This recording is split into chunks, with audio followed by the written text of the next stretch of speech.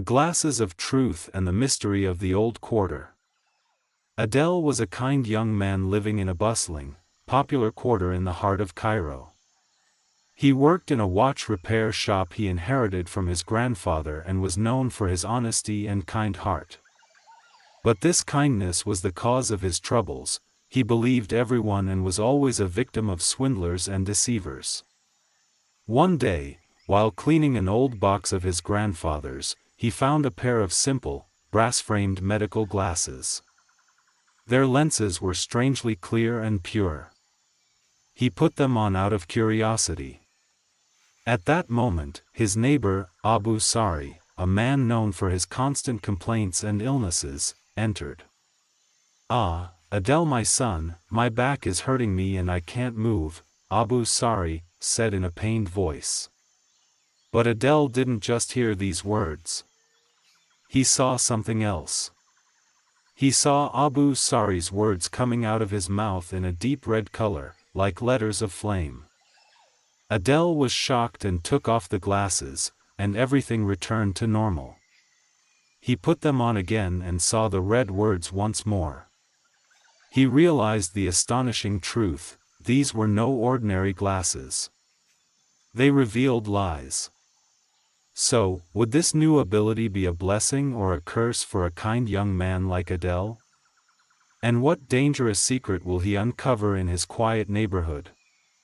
Stay with us to discover that seeing the truth can be more painful than living in illusion. At first, it was amusing. Adel could see the lies of the vendors in the market as they swore their goods were fresh, and the lies of children telling their mothers they hadn't eaten the candy. But soon, the amusement turned into a heavy burden. He began to see lies everywhere. In the compliments of his friends, in the promises of his neighbors. His world became filled with red words, and he felt lonely for the first time in his life. One day, an incident shook the neighborhood. Uncle Saleh, the kind old spice merchant, had disappeared. The police said he might have traveled to visit relatives. But something didn't sit right with Adel. He went to offer his condolences to Fathi, Uncle Saleh's only son. Fathi was crying his heart out, saying, "I can't imagine my life without my father." But, through his magical glasses, Adel saw these words coming out of Fathi's mouth in a deep red color. Adel was stunned. Fathi was not sad about his father's disappearance. He was lying. Adel began to watch Fathi secretly. He noticed that Fathi, who had always been poor, had started spending a lot of money. One night, he followed him to a place outside the neighborhood and saw him meeting a strange man named Master Wadan, one of the biggest dealers in stolen antiquities. Adel got close enough to hear their conversation. Fathi said, "I did what you asked. My father will never return. Now, give me the rest of the money." His words this time came out in honest, clear white light. Adel's heart almost burst. Fathi had done something terrible to his father for money. Adel realized he had to find tangible proof, as the glasses alone would convince no one. He returned to his workshop and began to think. The neighborhood folks always whispered that Uncle Saleh was not just a spice merchant, but that he dealt in magic and owned ancient books. The proof must be there, Adel said to himself. He sneaked into the closed spice shop at night. The shop was dark and filled with the strange scent of herbs. He began to search, and behind the old cashier's counter, he noticed a small brass latch that seemed out of place. He pulled it, a grinding sound of stone was heard, and a section of the floor opened up, revealing a narrow, dark passage. Adel descended into the passage and found himself in a secret room underground.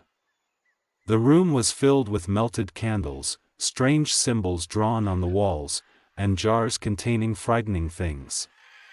And in the middle of the room, on a wooden table, lay a large book bound in black leather.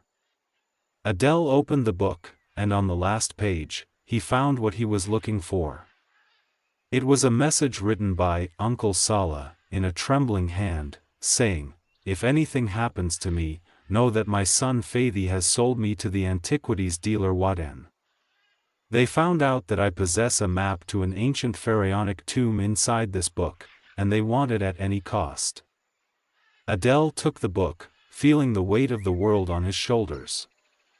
As soon as he left the shop, he came face to face with one of Wadan's men.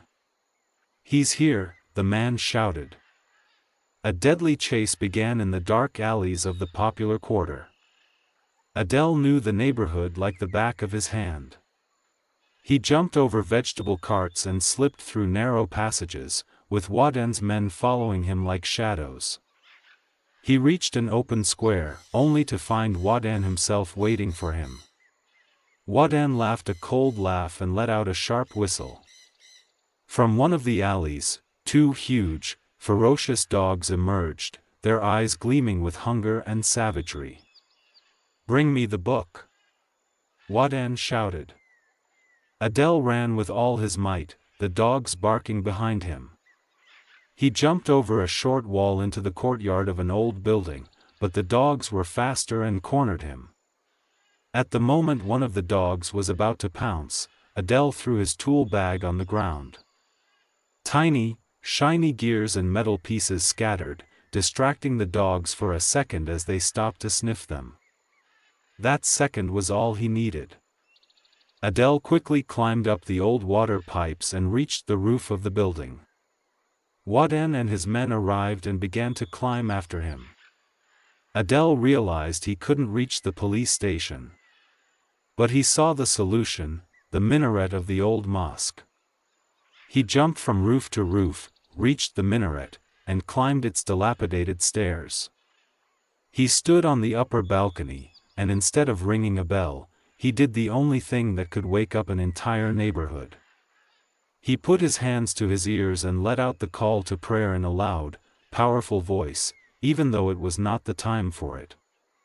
The sound of the adhan echoed in the silence of the night, and the people of the neighborhood woke up to the strange sound. They opened their windows and lit their lamps, and saw Adele cornered on the minaret by Wadan and his men. The brave people of the neighborhood came down to the street and surrounded Wadan and his gang until the police arrived and arrested them. Uncle Sala was rescued, and justice returned to the neighborhood. Adele became a hero. But, at the end of the day, he sat alone in his workshop and looked at the magical glasses. They had been the cause of justice being served, but they had also been the cause of stealing his peace of mind. And in a moment of deep wisdom, Adele took a small hammer and shattered the lenses of the glasses into 1,000 tiny pieces. And here, we reach the hub of the story and its wisdom. The ability to see the absolute truth can be more of a burden than a blessing. True wisdom is not in exposing every lie, but in knowing when to choose to believe. If you had such glasses, would you keep them to always know the truth, or would you destroy them to live in peace? Share your thoughts in the comments. We want to thank you, our dear followers, for joining us on this journey. Don't forget to subscribe to The Alchemist's Tales to discover a new depth in our next tale.